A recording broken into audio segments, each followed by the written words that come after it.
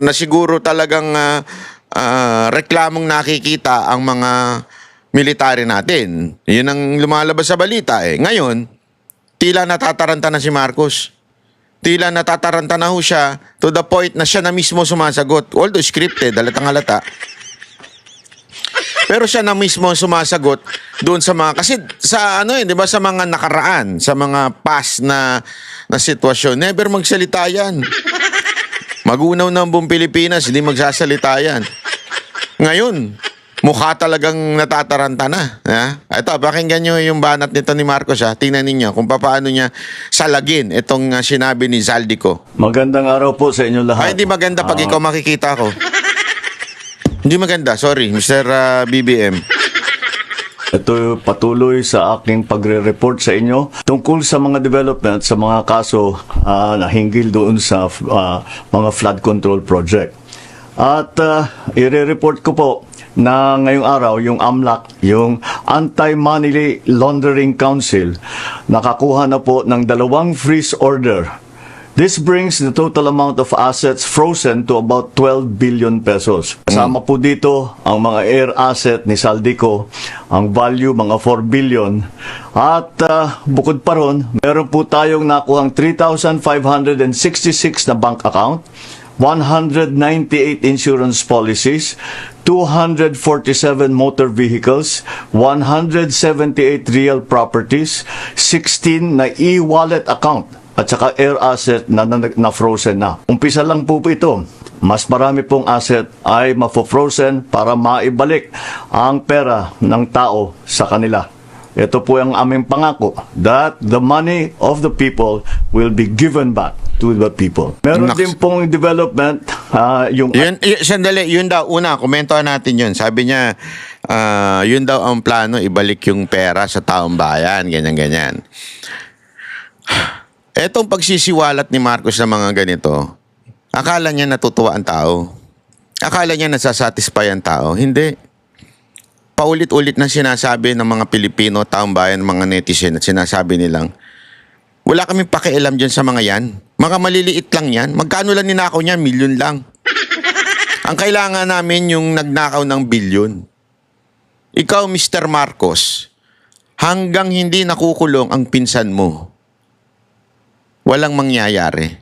Tigilan mo na ang pagtututuro kung kani-kanino at panagutin mo direkta ang pinsan mo. Yan ang ginawa ninyo kay Chis Escudero, naalala ninyo? Di ba? Ito, papakita ko sa inyo ito, ha? Ayan. Kinlir po ng COMELEC si Chis Escudero. Ang linaw po niyan, kinlir na po ng COMELEC. Bakit dati talagang kaliwat kanan ang pambabato ninyo kay Chis Escudero? Diba kaliwat kanan yan eh. Donation, ganito, ganyan. Tapos, yung pala cleared. Kasi nga, yung time na yan, diyan na po tumutungo kay Romualdez eh. At dahil nga sa binanggit na mismo ni Chis Escudero yung the name you cannot mention, si Romualdez at saka si Zaldico, biglang lahat ng atake na punta kay Chis Escudero. Naalala niyo yun?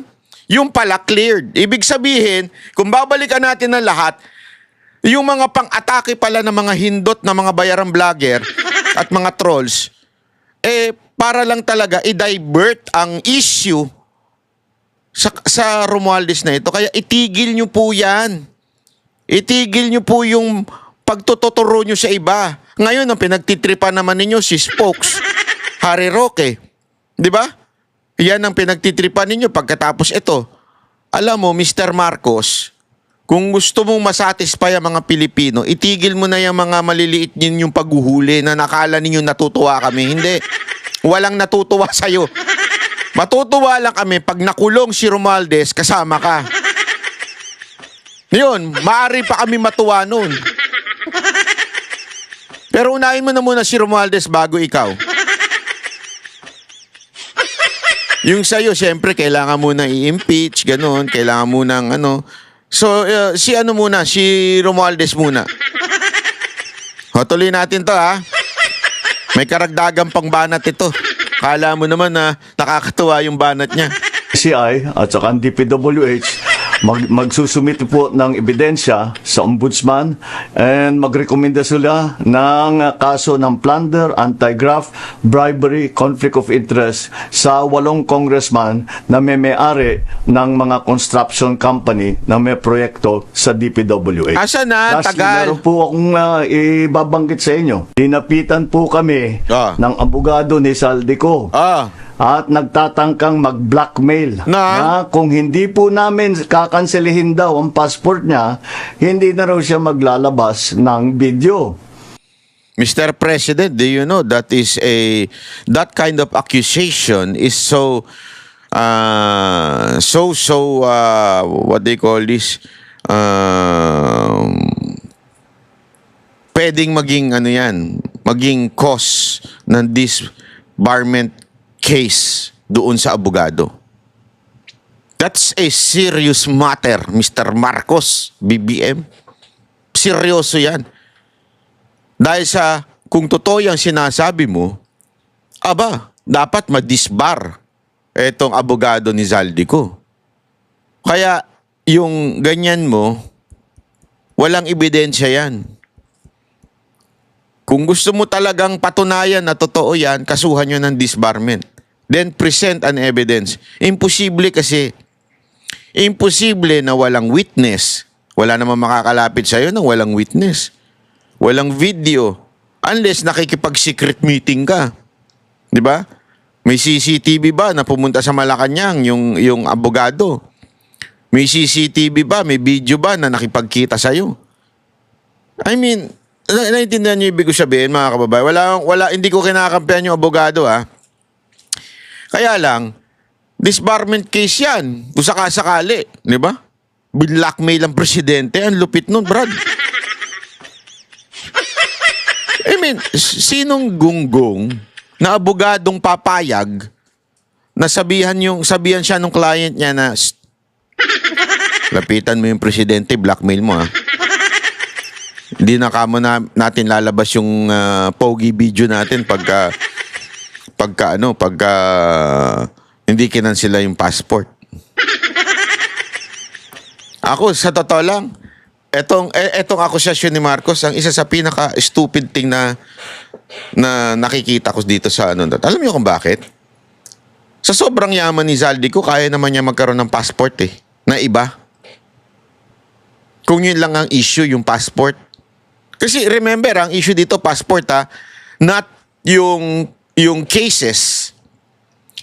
Hindi sinabi. Kasi okay, pwede pa siguro nating matanggap kung sasabihin ni Marcos na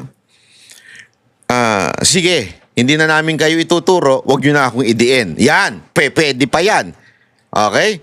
Kasi totoo naman I mean, minsan nangyayari yan sa mga sa mga kasuhan, 'di ba? Yung parang bang nag-uusap na lang, nagkasundo na lang yung dalawa, pwede yan. Yeah? Pero yung sabihan lang sa'yo na wag mong cancelahin yung passport ko, wala na ako ilalabas na video, malaking katarantaduhan yan. Sorry that is stupidity. Yung sabihan na magsabi yung isang tao, wag mo nang cancelin yung passport ko, kayang-kayang gumawa ng passport. Mr. BBM at saka kung sino man yung nagbigay sa'yo ng script na yan, mag-google kayo. Maraming may mga bansa ang maaari ka makakuha ng passport basta meron kang malaking pera doon or investment or business, ika nga. Sa laki ng pera ni Zaldico, kayang-kaya niya yan. Diba? Hindi niya kailangan yan. At pwede nga siyang tumakbo, magtago lang. Hindi niya kakailanganin niyang passport. Sa tindi ng impluwensya niya. Sa tindi ng pera niya, kayang-kaya niyang gawin yun. So, masyadong ito'y katang-isip. Parang yung mga ganitong klaseng script. Script to ng mga nakatira wala ko sinasabing tumira si Marcos, Sinasabi ko lang, script to ng mga tumira. Yung mga parang, wow, pare, ito, ganito mangyayari. Yung mga nag-i-imagine, Wala kasi kayong kaibigang adik, Wala rin naman ako, pero kinikwento lang sa akin. I do not negotiate with criminals. Kahit maglabas ka na ng video ng lahat ng kasinungalingan mo, Ayan, pinangunahan niya na. Minamind condition niya na yung mga tao na maglalabas ng video. Ha? Para, wag na kayo maniwala dyan. Kahit maglabas pa ng video yan, bla bla bla.